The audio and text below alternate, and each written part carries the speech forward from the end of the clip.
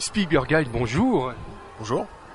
Pour moi, c'est une grande chance de te voir chaque fois à Polymanga. Ça fait des années qu'on se croise ici. C'est à peu près à combienième? À peu près 10e, je pense. Alors, mon premier Polymanga, c'était en 2014, donc sans compter 2020 et 2021 qui ont été bloqués à cause du confinement, on va dire que c'est la 7e année. Et en même temps, ce qui est génial avec toi, c'est que tu es dessinateur de comics et tu as fait, en fait, ta place ici à Polymanga. En même temps, c'est de la pop culture. Et moi, je trouve magnifique parce qu'en fait, tu as un travail très remarquable. Et c'est vrai qu'on te voit un peu partout. Je sais pas, mais merci en tout cas. Merci.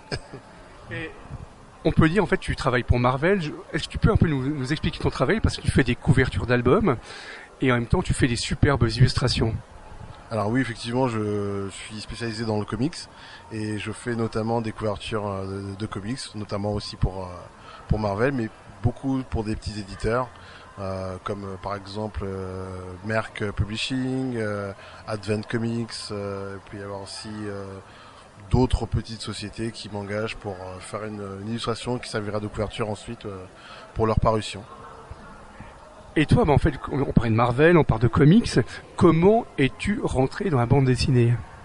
Alors, dans la bande dessinée, je suis pas vraiment rentré dedans parce que je ne fais pas à proprement dit de la BD, c'est-à-dire je ne fais pas de storytelling, de narration, à part sur des tout petits projets, notamment une anthologie qui s'appelle Noir is the New Black, où j'ai fait une petite histoire traitant de du massacre de Tulsa, Oklahoma, il y a quelques années aux États-Unis. Donc c'est une petite histoire de 8 pages pour l'éditeur Fair Square Comics.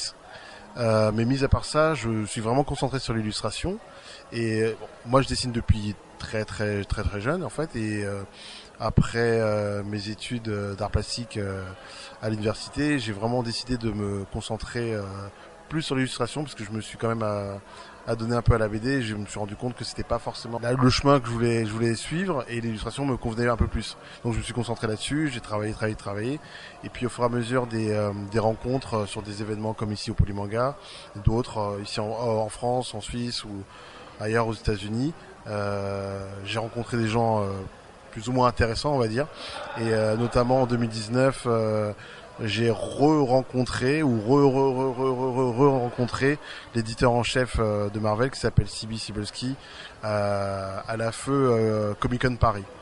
Et on a fait ce qu'on appelle un portfolio review, c'est-à-dire on présente son travail. J'avais 2 portfolios, un portfolio illustration, un autre storytelling, et c'est celui qui présentait l'illustration qui a été plus remarqué. Donc à partir de là, en fait, il y a eu des échanges de mails et une proposition de travail. Puis voilà, c'est ce qui m'a permis de commencer à mettre mon orteil dans la porte pour publier des couvertures chez eux. Et ma dernière question, c'est vrai que tu dessines tellement de personnages connus. Quel est pour toi ton personnage fétiche? Alors tout ça, comment dire, depuis le tout début, c'est-à-dire depuis que je suis tout jeune, ça a toujours été Spider-Man. Mais on va dire que maintenant, les intérêts ont un peu shifté. Donc Spider-Man restera toujours pour moi le numéro 1. Mais je me concentre plus sur des persos comme Black Panther, sur Colossus et d'autres. Donc voilà, c'est ce type de perso qui m'intéresse. Il y a une petite complexité graphique intéressante, notamment pour Colossus avec son corps métallique, les effets, les reliefs, le travail sur la texture.